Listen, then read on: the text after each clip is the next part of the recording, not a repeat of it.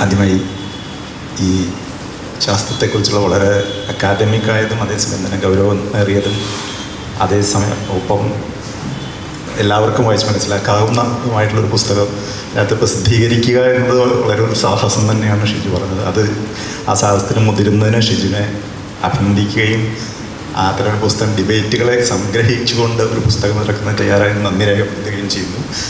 ഈ പരിപാടി അതിൽ എന്നോട് സംസാരിക്കുമ്പോൾ സജീവ് പറഞ്ഞ പോലെ തന്നെ മെസ്സേജ് അയച്ചിരുന്നു.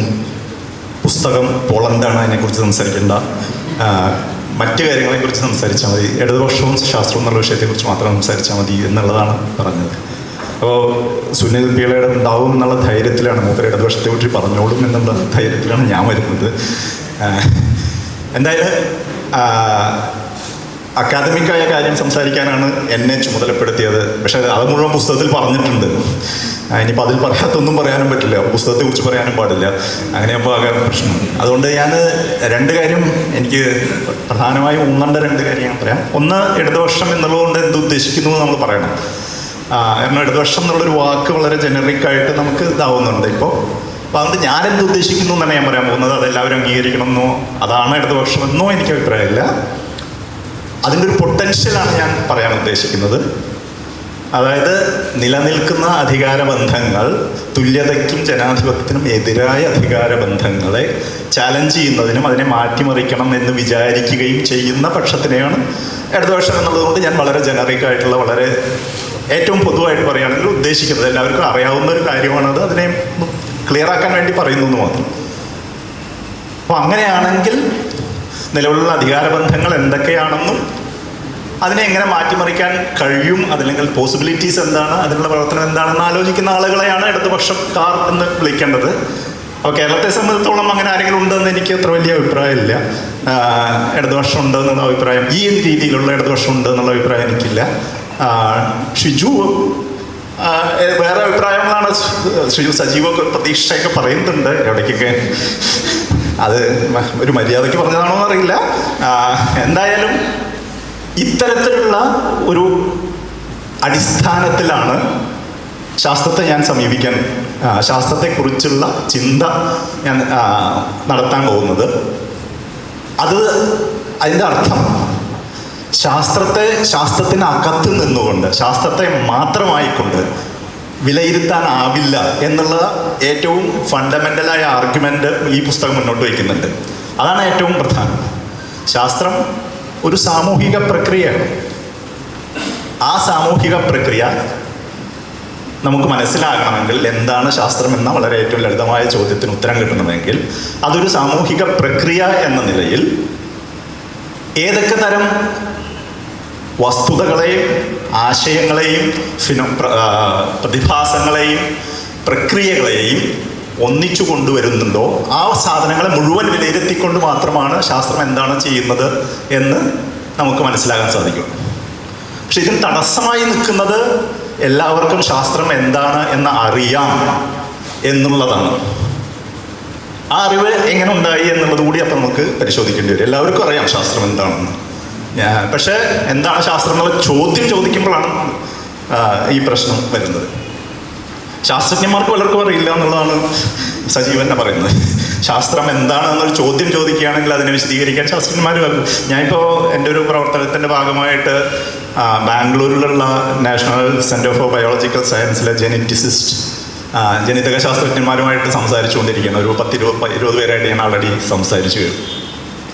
അപ്പോൾ അവരുടെ പ്രവൃത്തിയെക്കുറിച്ച് പറയുന്നതും, അവരെന്താണ് ചെയ്യുന്നത്, അവരെങ്ങനെയാണ് ഗവേഷണം ചെയ്യുന്നത്, എന്തിനെക്കുറിച്ചാണ് പഠിക്കുന്നത്, എങ്ങനെയാണ് അവർ പഠനത്തിൻ്റെ സങ്കല്പം എന്ന് പറയുന്നതും, സയൻസ് എന്നുള്ളത് കൊണ്ട് നിങ്ങൾ എന്താണ് ഉദ്ദേശിക്കുന്നത് എന്ന് പറയുന്നതും ഭയങ്കര കോൺഫ്ലിക്റ്റിംഗ് ആയിട്ടുള്ള ഒരു സന്ദർഭമാണുള്ളത്. അപ്പോൾ അവർക്കിടയിൽ തന്നെ അങ്ങനത്തെ ഒരു കോൺഫ്ലിക്റ്റിംഗ് ഐഡിയ ഉള്ളപ്പോൾ സാധാരണ ആൾക്കാർക്ക് നമുക്ക് സയൻസിനെ കുറിച്ച് വളരെ മുൻധാരണകൾ പ്രബലപ്പെട്ടുകൊണ്ടിരിക്കുന്നതിൽ അത്ഭുതമില്ല എന്നാണ് എനിക്ക് തോന്നുന്നത്. പക്ഷെ അതിനെ നമുക്കൊന്ന് തുറന്ന് പരിശോധിക്കാൻ സാധിക്കുമോ എന്നുള്ളതാണ് ഈ പുസ്തകത്തിൻ്റെ പശ്ചാത്തലത്തിൽ നമ്മൾ ചിന്തിക്കേണ്ടത്.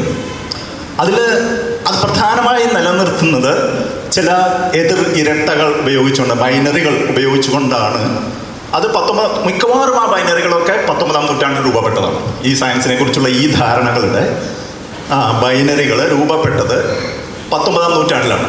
അത് കൊളോണിയലിസത്തിൻ്റെ സാഹചര്യത്തിലാണ്. ലോകത്ത് മുഴുവൻ ഉള്ള കൊളോണിയൽ ഭരണ സംവിധാനങ്ങളുടെയും കൊളോണിയൽ വ്യവഹാരങ്ങളുടെയും വ്യാപനത്തിൻ്റെ ഫലമായി അത്തരം വിദ്യാഭ്യാസ സ്ഥാപനങ്ങൾ സ്ഥാപിക്കപ്പെട്ടുകൊണ്ട് ആധുനിക വിദ്യാഭ്യാസ സ്ഥാപനങ്ങളിലൂടെ,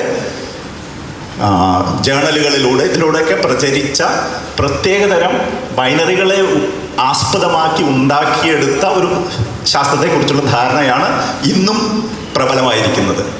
19-ാം നൂറ്റാണ്ട് ആ തരത്തിൽ വളരെ പ്രധാനമാണ്. അന്നുള്ള നിയമങ്ങളാണ് പലപ്പോഴും നമ്മളിപ്പോഴും പിന്തുടരുന്നത്. നമ്മുടെ ഭാരതീയ ശിക്ഷാ നിയമം എന്നൊക്കെ പേര് മാറ്റിയാലും സംഭവം ബ്രിട്ടീഷുകാരുണ്ടാക്കിയതെന്നാണ് പലതും ഇപ്പോഴും പിന്തുടരുന്നത്. അന്നുണ്ടാക്കിയിട്ടുള്ള ശാസ്ത്രത്തെക്കുറിച്ചുള്ള സങ്കല്പമാണ് ഇന്നും ഡോമിനൻ്റ് ആയിട്ടുള്ളത്. അതിൽ ഏറ്റവും പ്രധാന പോസിറ്റിവിസം എന്നുള്ള അതിനെക്കുറിച്ച് പുസ്തകത്തിൽ പറയുന്നുണ്ട്. പോസിറ്റിവിസ്റ്റ് ധാരണ, ലോകം എന്നുള്ളത് മനുഷ്യൻ്റെ പുറത്തുള്ള ഒന്നാണെന്നും അത് മനുഷ്യൻ്റെ ചിന്തയുമായോ മനുഷ്യൻ്റെ ആ ലോകത്തെക്കുറിച്ചുള്ള അറിവ് എന്നത് മനുഷ്യന് നേടാൻ കഴിയുന്ന ഒന്നാണെന്നും, അതുമാത്രമല്ല നമുക്ക് ലോകത്തെ അറിയാൻ പറ്റുമെന്ന് മാത്രമല്ല, ലോകം എങ്ങനെയാണോ അങ്ങനെ തന്നെ നമുക്കറിയാൻ പറ്റും എന്നുള്ളതാണ് അതിൻ്റെ വാദം. ലോകത്ത് എന്താണ് എന്നുള്ളത് വളരെ കൃത്യമായി മനുഷ്യന് അറിയാൻ പറ്റും. അതാ എങ്ങനെയാണോ ലോകം അങ്ങനെ തന്നെ അറിയാൻ പറ്റും എന്നുള്ളതാണ് വാദം. ഈ വാദം കൊളോണിയലിസത്തിന് വളരെ ഇമ്പോർട്ടൻ്റ് ആയിരുന്നു. കാരണം അവർ കോളനികളിൽ അവരുടെ മേന്മയായി വാദിക്കുന്നത് തന്നെ സിവിലൈസേഷണൽ സുപ്പീരിയോറിറ്റിയാണ്. അതായത് ഞങ്ങളുടെ സംസ്കാരം, യൂറോപ്യൻ സംസ്കാരം കോളനികളുടെ സംസ്കാരത്തെക്കാൾ മുൻപന്തിയിൽ നിൽക്കുന്ന ഒന്നാണെന്നും അതിന് കാരണം യൂറോപ്പിൽ ശാസ്ത്രീയ വിപ്ലവം നടന്ന് ഞങ്ങളുടെ മതം പോലും ശാസ്ത്രീയമാണ് എന്നുള്ള ക്ലെയിം ഉന്നയിക്കണമെങ്കിൽ ശാസ്ത്രത്തെ മുൻനിർത്തിക്കൊണ്ട്, ശാസ്ത്രത്തിൻ്റെ ഒരു പ്രത്യേക അർത്ഥത്തെ മുൻനിർത്തിക്കൊണ്ട് മാത്രമേ അത്തരമൊരു ഡോമിനേഷനെ ജസ്റ്റിഫൈ ചെയ്യുന്നതിന് വേണ്ടിയിട്ട് അവർക്ക് കഴിയുമായിരുന്നുള്ളൂ. അപ്പം ഇതിൽ ഈ വ്യവഹാരത്തിലൂടെ ഉയർന്നു വന്ന ഒന്നാണ് ശാസ്ത്രത്തിൻ്റെ ഒരു ആത്മകഥ എന്ന് പറയാം. ഒരു ആത്മകഥ. അതിൽ മതവുമായി ഏറ്റുമുട്ടിക്കൊണ്ടാണ് ശാസ്ത്രം വളരുന്നത്. ഗലീലിയോ, ബ്രൂണോ, ശാസ്ത്രത്വേഷത്തിൻ്റെ ഒക്കെ പാട്ടിൽ എനിക്കിപ്പോൾ ആ വരികളോ മറന്നുപോയി, രക്തസാക്ഷിയായ ബ്രൂണോ എന്നൊക്കെ ഉള്ള പാട്ടുകളും ഇതൊക്കെ ഉണ്ട്. അതായത് മതവുമായി ഏറ്റുമുട്ടി മരിച്ച അല്ലെങ്കിൽ ജയിലിലടയ്ക്കപ്പെട്ട ആളുകൾ, അങ്ങനെയാണ് അതിനെക്കുറിച്ചുള്ള ചരിത്രം. ഒരു തരത്തിലുള്ള ഈ വൈരുദ്ധ്യം, മതവും ശാസ്ത്രവും വിരുദ്ധമായി നിൽക്കുന്ന രണ്ട് കാര്യങ്ങൾ. പക്ഷേ ഗലീലിയോൻ്റെയും ഒക്കെ ഇപ്പോഴൊന്നല്ല, 10-30 കൊല്ലം 40 കൊല്ലം മുമ്പ് തന്നെ എഴുതപ്പെട്ട പല ബയോഗ്രഫികളിലും ഇത്തരമൊരു ഏറ്റുമുട്ടൽ ഈ പിന്നീടുണ്ടായ ചരിത്രത്തിൽ മാത്രമേ കാണാൻ സാധിക്കൂ. ഇപ്പോൾ ഗലീലിയോൻ്റെ ഈ നിയമങ്ങൾ, ചലന നിയമങ്ങൾ രൂപപ്പെടുത്തുന്നതിന് ഫലമായി പലതരം പരീക്ഷണങ്ങൾ ആളുകൾക്ക് കാണിച്ചു കൊടുക്കുകയുണ്ടായി. അപ്പോൾ അന്ന് ഒരു കാര്യം ആലോചിക്കണം, ഭൂഗുരുത്വ ബലത്തെക്കുറിച്ചുള്ള ഇന്നത്തെ സിദ്ധാന്തം അന്നില്ല. അത് ഇല്ലാതെയാണ് ചലന നിയമങ്ങൾ ഗലീലിയോ ഉണ്ടാക്കാൻ ശ്രമിക്കുന്നത്. അത് മിക്കവാറും ശരിയായിരുന്നു. ചലന നിയമങ്ങളൊക്കെ ശരിയാണ് കേട്ടോ. പക്ഷെ പരീക്ഷണത്തിലൂടെ തെളിയിക്കുമ്പോൾ അത് ലോജിക്കലായി നിങ്ങൾക്ക് ഭൂഗുരുത്വ ബലത്തെക്കുറിച്ച് അറിവില്ല എങ്കിൽ അത് സ്ഥാപിക്കാൻ സാധിക്കില്ല. അപ്പം അന്നുള്ള ചർച്ച് നിയമിച്ച മറ്റ് ശാസ്ത്രജ്ഞന്മാർ നമ്മൾ വിളിക്കുന്ന അവർക്ക് മുന്നിൽ ഗലീലിയോനെ പ്രൂവ് ചെയ്യാൻ സാധിച്ചില്ല. അത് കാരണം അന്നത്തെ അറിവിനനുസരിച്ച് അത് ശരിയല്ല. പക്ഷെ ഗലീലിയോ ഗംഭീര കക്ഷിയാകുന്നത് നിലനിൽക്കുന്ന ധാരണകൾക്കപ്പുറം ഇമാജിനറി ആയിട്ടുള്ള കാര്യങ്ങൾ ഉപയോഗിച്ചുകൊണ്ട്, ചില മാത്തമാറ്റിക്സും ലോജിക്കും മാത്രം ഉപയോഗിച്ചുകൊണ്ട് ക്രിയേറ്റീവായി ഒരു ഇൻ്റർപ്രിട്ടേഷൻ നടത്തുന്നു ലോകത്തെക്കുറിച്ച്. ലോകത്തെ സാധനങ്ങൾ എങ്ങനെയാണ് ചലിക്കുന്നതിനെക്കുറിച്ച്. അത് ലോകത്തെക്കുറിച്ചുള്ള ഒരു കവിതയാണ്. അതൊന്നും അംഗീകരിക്കാൻ സാധ്യതയില്ല.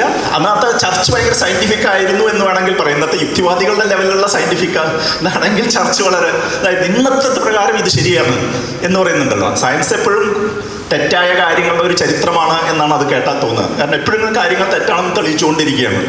അപ്പോൾ തെറ്റുകളുടെ ഒരു തുടർച്ചയാണ് ശാസ്ത്രം എന്നുള്ള തരത്തിലാണ് അങ്ങനെ ഒരു എന്ത് വെച്ച് പോയാൽ നമുക്ക് മനസ്സിലാക്കാൻ സാധിക്കുക.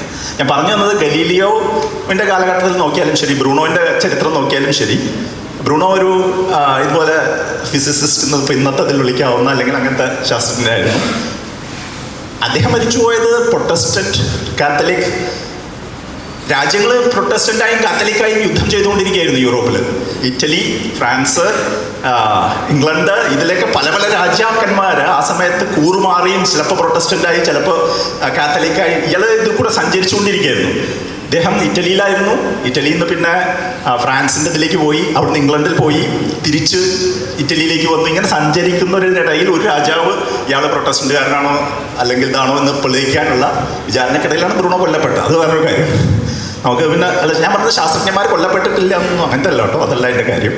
പക്ഷെ മതവും ശാസ്ത്രവും എന്നുള്ള ഈ അന്വേഷണത്തെ തടസ്സപ്പെടുത്തുന്ന തരത്തിൽ ഇതിനെ വിരുദ്ധ ചേരികളായി വയ്ക്കുന്നത് ഒരു കാലത്തും ശാസ്ത്രത്തിൻ്റെ ചരിത്രം പഠിക്കുന്നതിന് ഉപകാരപ്പെടില്ല.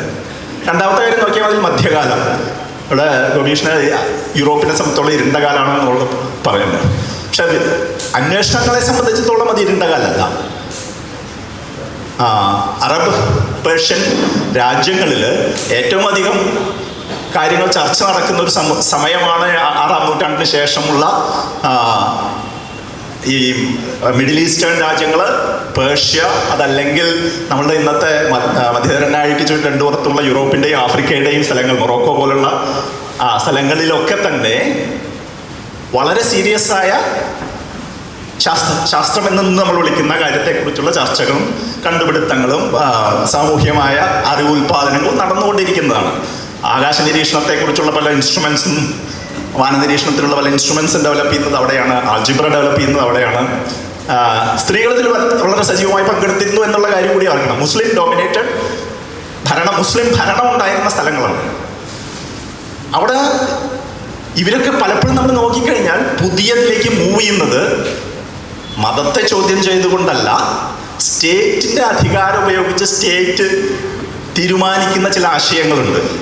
അതിൽ മതം ഉണ്ടാവാം. പോപ്പ് വരുന്ന ഇതിൽ വളരെ സജീവമായ പങ്കാളിയായിരുന്നു. ഈ സെക്യുലറിസം എന്നുള്ള ഐഡിയയ്ക്ക് മുമ്പ് പോപ്പിൻ്റെ ഇൻവോൾവ്മെൻറ്റ് വളരെ ഉണ്ടാവും. അപ്പോൾ ആ മതമുള്ള ഐഡിയ ഉണ്ടാവും. പക്ഷേ സ്റ്റേറ്റിൻ്റെ അധികാരവുമായി വേറിട്ട് നിൽക്കുമ്പോഴാണ് പുതിയ അറിവിൻ്റെ രൂപങ്ങൾ പലപ്പോഴും മുന്നോട്ട് വന്നിട്ടുള്ളത് എന്നുള്ളതാണ് നമുക്ക് കാണാൻ സാധിക്കുക. അപ്പോൾ ഇത്തരമൊരു ദ്വന്ദ്ം വളരെ ഈ ശാസ്ത്രത്തിൻ്റെ ചരിത്രം പഠിക്കുന്നവരൊക്കെ വളരെ പ്രശ്നവൽക്കരിച്ചിട്ടുണ്ട്. രണ്ട്, ഈ പുസ്തകത്തിൽ മുഴുവൻ പല സ്ഥലത്തായി ഡീൽ ചെയ്യുന്ന ഒരു കാര്യമാണ് സബ്ജക്റ്റിവിറ്റി, ഒബ്ജക്റ്റിവിറ്റി എന്നുള്ള ദ്വന്ദ്ം. അതായത് ശാസ്ത്രജ്ഞ വസ്തുനിഷ്ഠ യാഥാർത്ഥ്യത്തെ ആണ് പ്രതിനിധീകരിക്കുന്നത്. വസ്തുനിഷ്ഠ യാഥാർത്ഥ്യം. ഈ നിബന്ധന 19-ാം നൂറ്റാണ്ടിന് മുമ്പുണ്ടായിരുന്നില്ല. മോറലായും എത്തിക്കലായും നന്നായി പെരുമാറുന്ന ആളായിരിക്കണം ശാസ്ത്രജ്ഞൻ എന്നുള്ള നിബന്ധന ഇല്ലാതായത് 19-ാം നൂറ്റാണ്ടിൽ മാത്രമാണ്. ന്യൂട്ടണൊന്നും ആ നിബന്ധന പാലിച്ചിട്ടില്ല. ന്യൂട്ടന്റെ കാലത്ത് അങ്ങനെ ഒരു നിബന്ധനയില്ല. കൊളോണിയൽ ശാസ്ത്രജ്ഞന്മാർ പല സ്ഥലങ്ങളിലും മുമ്പ് അവരെ തിരഞ്ഞെടുക്കുന്നത് അവർ കൊളോണിയൽ അധികാര വ്യവസ്ഥയുടെയും അതിൻ്റെ പൊളിറ്റിക്സും മനസ്സിലാക്കുന്നുണ്ടോ, അത് നന്നായി മനസ്സിലാക്കിയ ആളായിരിക്കണം എന്നുള്ളതാണ്. വ്യക്തിപരമായി അങ്ങനത്തെ സബ്ജക്റ്റീവായ ഘടകങ്ങളാണ് എന്ത് തരം ഡാറ്റയാണ് നമ്മൾ കളക്ട് ചെയ്യുന്നതിനെ തീരുമാനിക്കുന്നതും. അതുകൊണ്ട് സബ്ജക്റ്റീവായ എലമെൻറ്റ്സ് ഇതിൽ നിർബന്ധമായും പരിശോധിക്കപ്പെടുകയും നല്ല സബ്ജക്റ്റീവ് എലമെൻറ്റ്സ് ഉണ്ടാവേണ്ട ആവശ്യകതയും ഇമ്പോർട്ടൻ്റ് ആയിരുന്നു ശാസ്ത്രത്തിന്. പക്ഷേ 19-ാം നൂറ്റാണ്ടിൽ ഇതിന് പല ചരിത്രപരമായി പല കാരണങ്ങളുണ്ട്. അതിൽ ഏറ്റവും പ്രധാനകരമായ കാരണം ചില ഹിസ്റ്റോറിയൻസ് വാദിക്കുന്നത് മെക്കാനിക്കൽ ഒബ്ജക്റ്റിവിറ്റി എന്ന് പറയുന്ന തരത്തിൽ ഉള്ള ചില അവർ മെക്കാനിക്കൽ ഒബ്ജക്റ്റിവിറ്റി എന്ന് വിളിക്കുന്ന ചില പ്രത്യേകതരം കണ്ടുപിടുത്തങ്ങൾ എന്താണ്. ഒന്ന്, ഫോട്ടോ. നമ്മൾ കാഴ്ചയെ മെക്കാനിക്കൽ ഉപയോഗിച്ച് റീപ്രൊഡ്യൂസ് ചെയ്യാം. ശബ്ദത്തെ, കേൾവിയെ, അതിനെയും റീപ്രൊഡ്യൂസ് ചെയ്യാം. നമ്മൾ ഒരു സ്ഥലത്ത് പോകണമെന്നില്ല, പോവാതെ തന്നെ ആ കാഴ്ച നമുക്ക് കാണാം. അതാണ് കാഴ്ചയെയും നമ്മുടെ സെൻസറിയിലെ ഏറ്റവും പ്രധാനപ്പെട്ട രണ്ട് ഭാഗങ്ങളെ റീപ്രൊഡ്യൂസ് ചെയ്തു. മെക്കാനിക്കൽ റീപ്രൊഡക്ഷൻ നടത്താൻ സാധിക്കും എന്നുള്ളതായി. അപ്പം അത് ഒബ്ജക്റ്റീവാണ് എന്നുള്ളതാണ്. അത് മനുഷ്യൻ്റെ ഇടപെടലുകൾ ഇല്ലാത്തതാണ്. ക്യാമറ ഒരു സത്യം പറയും എന്നുള്ളതാണല്ലോ അന്നത്തെ. ആ ക്യാമറ സത്യം പറയും, അല്ലെങ്കിൽ നമുക്ക് ശബ്ദം കേട്ടാൽ ഓ ഇത് സത്യമാണ്. വിറ്റ്നസ് എന്നുള്ളതിൽ കോടതിയിൽ വിറ്റ്നസിനെ കൊണ്ടുവരുന്നത് എന്താണ്? അയാളുടെ ശബ്ദത്തിൽ അയാൾ ആധികാരികമായി ഒരാൾ പറയുന്നു എന്നുള്ളതാണ് വിറ്റ്നസിൻ്റെ ഇത്. കോടതിക്ക് മുന്നിൽ എഴുതി കൊടുത്താൽ പോരാ, പോരാ, എഴുതി കൊടുത്താൽ മതിയല്ലോ. അല്ലെങ്കിൽ ഞാൻ എഴുതി കൊടുത്ത ഒപ്പിട്ട് കൊടുത്താൽ പോരാ, വിറ്റ്നസ് ആണോന്ന് പറയണം. അതായിരുന്നു അതിൻ്റെ. ഈ ശബ്ദവും കാഴ്ചയും മെക്കനൈസ് ചെയ്യുന്നതിൻ്റെ ഫലമായി മനുഷ്യനിൽ നിന്നും പുറത്തേക്ക് എടുക്കാൻ സാധിക്കും. അങ്ങനെയാണ് യഥാർത്ഥ അറിവ്. ഏറ്റവും ഉന്നതമായ അറിവ് മനുഷ്യൻ്റെ ഇടപെടലില്ലാത്ത അറിവാണ്, മനുഷ്യനാൽ കളങ്കിതമാവാത്ത അറിവാണ് എന്നുള്ള വ്യത്യാസം വരുന്നത് ഈ 19-ാം നൂറ്റാണ്ടിലാണ്. പക്ഷേ എല്ലാ ശാസ്ത്രജ്ഞന്മാർ, സജീവനോട് ചോദിച്ചറിയാം, എല്ലാ ശാസ്ത്രജ്ഞന്മാർക്കും അറിയാം, പരിസരം, അവനവൻ വളർന്നു വന്ന സാഹചര്യത്തിൻ്റെ പേഴ്സണൽ മുതൽ നാം വർക്ക് ചെയ്യുന്ന സാഹചര്യം, സ്ഥലത്തെ ചരിത്രം, അവിടെ ഇടപെടുന്ന ആളുകൾ, ഇങ്ങനെ എൻവയറമെൻ്റൽ എന്ന് വിളിക്കുന്ന ഘടകങ്ങൾ ഇല്ലാത്ത ഒരു അറിവ് സമ്പാദനവും സാധ്യമല്ല. മൂന്നാമത്തെ കാര്യം, എവിഡൻസിനെ കുറിച്ചുള്ളൊരു കോമൺ സെൻസ് ഉണ്ടാക്കാൻ സാധിച്ചു എന്നുള്ളതാണ്. വിശ്വാസത്തിൽ നിന്ന് വ്യത്യാസമായി ഇത് എവിഡൻസ് ബേസ്ഡ് ആണ്. സയൻസ് എവിഡൻസ് ബേസ്ഡ് ആണ്. അപ്പോൾ അതൊരു കോമൺ സെൻസ് ആണെന്ന്. എന്താണ് എവിഡൻസ്? പക്ഷേ എവിഡൻ്റ് ആയതാണ് എവിഡൻസ്, അതായത് തെളിഞ്ഞതാണ് തെളിവ്. എങ്ങനെയാണ് ഒരു കാര്യം നമുക്ക് തെളിയുന്നത്?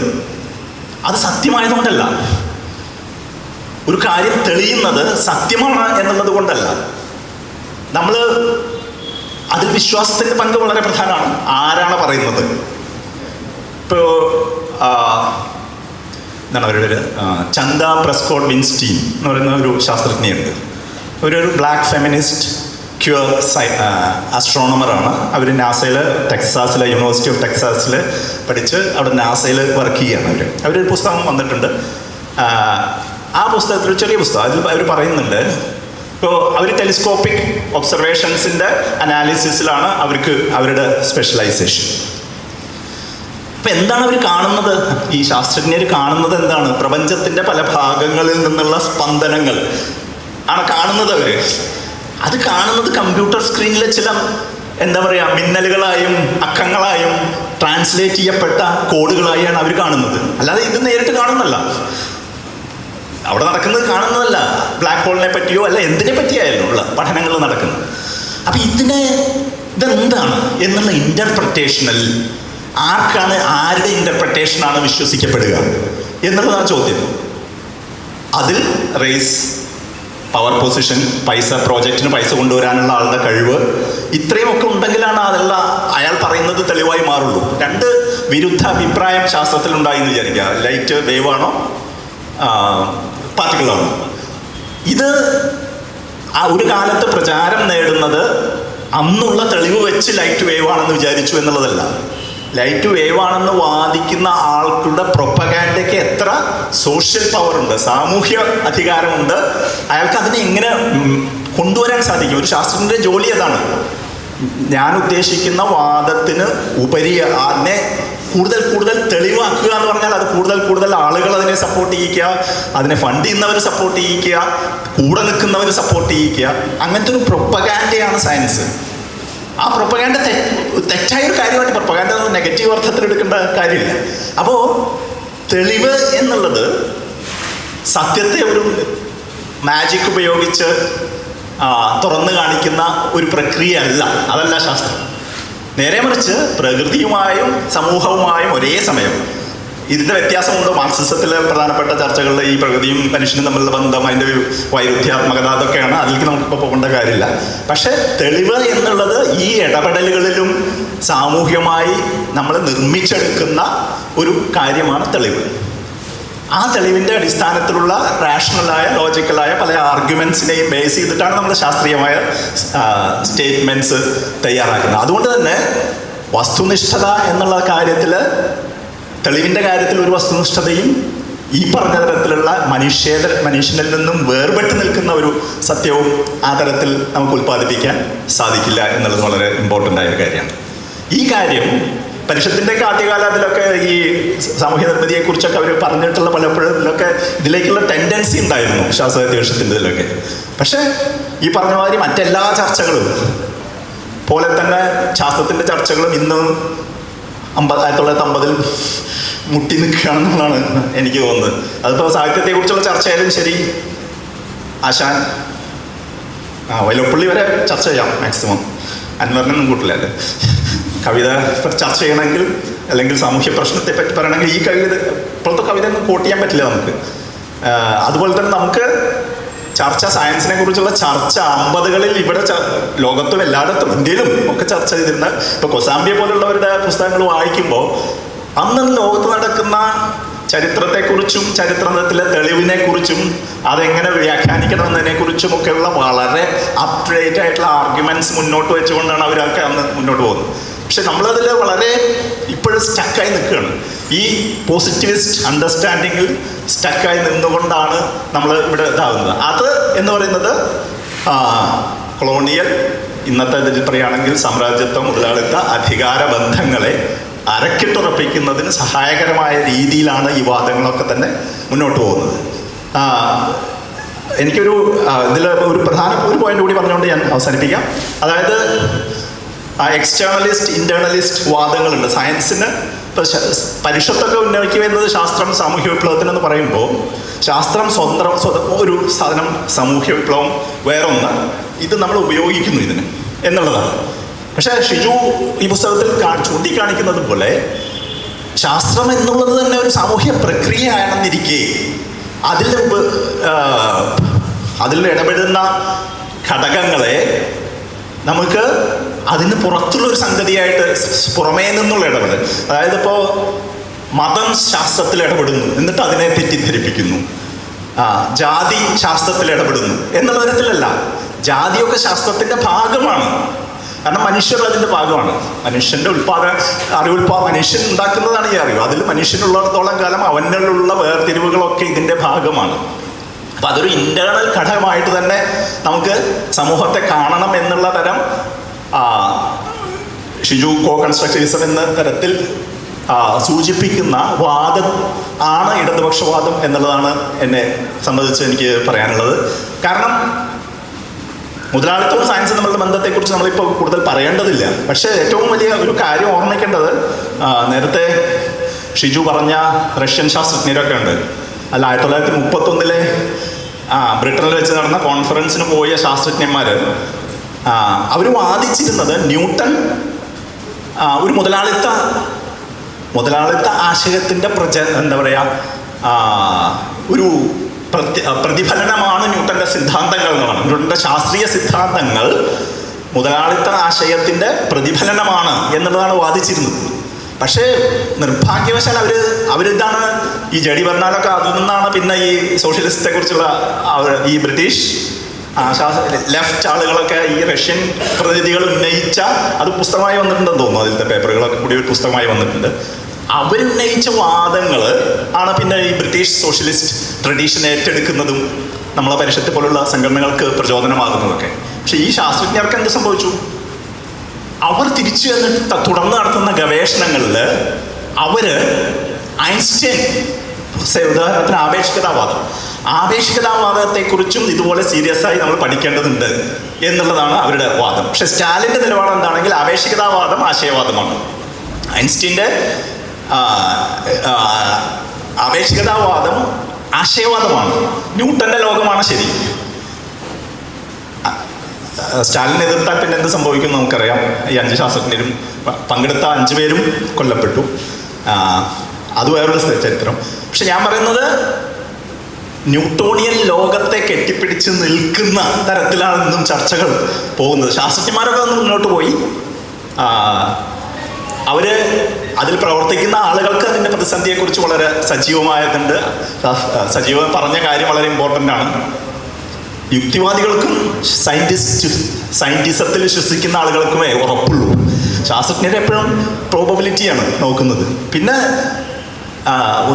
തെളിവിൻ്റെ വേറൊരു കാര്യം എന്താണെങ്കിൽ തെളിവ് വേണ്ടപ്പോഴാണ് തെളിവിന് വേണ്ടി വാദിക്കുള്ളൂ. ഇപ്പോൾ ഉദാഹരണത്തിന് ക്യാൻസർ എന്ന രോഗം കൃത്യമായി എങ്ങനെയാണ് ഉണ്ടാകുന്നത്, ഇന്ന കാരണം കൊണ്ട് ക്യാൻസർ ഉണ്ടാകും പറയാൻ എപ്പോഴും ബുദ്ധിമുട്ടാണ്. കോറിലേഷനാണ് അതിൻ്റെ. കോറിലേഷൻ വളരെ ഇമ്പോർട്ടൻ്റ് ആണ്. കോറിലേഷൻ വളരെ ഇമ്പോർട്ടൻ്റ് ആയൊരു ഉപാധിയാണ് റിസർച്ചിൽ. കോസേഷൻ ആവണമെന്നില്ല, കോറിലേഷൻ ഇമ്പോർട്ടൻ്റ് ആണ്. ഇന്നതിൻ്റെ പരിധിയിൽ സാഹചര്യം ഇവിടെ ഉണ്ടെങ്കിൽ അപ്പോൾ ഇവിടെ ഒരു പ്രതിഭാസം ഉണ്ടാകുന്നെങ്കിൽ ആ സാഹചര്യം ഇതിനെ എന്തെങ്കിലും തരത്തിൽ നിർണ്ണയിക്കുന്നുണ്ടാകും എന്നുള്ളൊരു പ്രോബബിലിറ്റി ബേസ് ചെയ്താണ് മിക്കവാറും എല്ലാ തരം റിസർച്ചുകളും നടക്കുന്നത്. അല്ലാതെ ഒരു വൈറസ് വന്ന് നമ്മുടെ ശരീരത്തിൽ പ്രവേശിച്ച് അതിങ്ങനെ പ്രവർത്തിക്കുന്നത് നോക്കി അങ്ങനെയല്ലല്ലോ റിസർച്ച് നടക്കുന്നത്. അങ്ങനത്തെ രോഗങ്ങളുണ്ട്. പക്ഷേ അങ്ങനെയല്ലാത്ത കോസ് എഫക്റ്റിലല്ലാതെ കോറിലേഷനിൽ നിൽക്കുമ്പോൾ നമുക്ക് പ്രോബബിലിറ്റിയെ കുറിച്ച് സംസാരിക്കാൻ പറ്റും. അത് ഇമ്പോർട്ടൻ്റ് ആണ്. എൻഡോസൾഫാൻ ഉള്ള ഒരു സ്ഥലത്ത് അത് ഉപയോഗിച്ചതിന് ശേഷം ഒരു ജനിതക അല്ലെങ്കിൽ എന്തെങ്കിലും തരത്തിലുള്ള ഇഫക്റ്റ് കാണുകയാണെങ്കിൽ എൻഡോസൾഫാൻ ക്യാൻസർ ഉണ്ടാക്കുമെന്ന് എവിടെയും തെളിയിച്ചിട്ടില്ല എന്നുള്ള വാദത്തിലൊരു കാര്യമില്ല. കാരണം അതിൻ്റെ കോറിലേഷനെ തെളിയിക്കാൻ പറ്റുള്ളൂ. എന്തും ക്യാൻസർ ഉണ്ടാക്കുമെന്ന് തെളിയിക്കാൻ പറ്റില്ല. അപ്പോൾ കോറിലേഷന് അതാണ് ആളുകൾ പറയുന്നത്. ഇപ്പോൾ പ്ലാച്ചിമടയിൽ ഇതേ സമാനമായ പ്രശ്നം ഉണ്ടായി. പ്ലാച്ചിമടയിൽ കൊക്കോകോല പ്ലാന്റിൽ നിന്നുള്ള മാലിന്യം കൃഷിഭൂമിയിൽ തള്ളുകയായിരുന്നു. അപ്പോൾ ഇത് ഫസ്റ്റ് അതായത് ആദിവാസികൾ ആയിട്ടുള്ള കർഷകരാണ് അവിടെ അധികം ഉണ്ടായിരുന്നത്. ഭൂരിപക്ഷം അല്ലാത്തവരുണ്ട്. കർഷക തൊഴിലാളികൾക്ക് ആ വെള്ളത്തിൽ പ്രവർത്തിച്ച കർഷക തൊഴിലാളികൾക്ക് സ്കിന്നിൽ അസുഖം വരാൻ തുടങ്ങി. ഇത് സൂചിപ്പിക്കുമ്പോൾ അവർ പരിസ്ഥിതി പൊല്യൂഷൻ കൺട്രോൾ ബോർഡ് പറഞ്ഞത് ഈ പറയുന്ന കെമിക്കലൊന്നും ചൊറിച്ചിലുണ്ടാക്കുമെന്ന് മെഡിക്കൽ സയൻസ് പറയുന്നില്ല എന്നുള്ളതാണ്. അപ്പോൾ തെളിവ് എന്നുള്ളത് ഏത് തരത്തിൽ വേണമെങ്കിൽ അധികാരവുമായി ബന്ധപ്പെട്ടിട്ടാണ് തെളിയുക.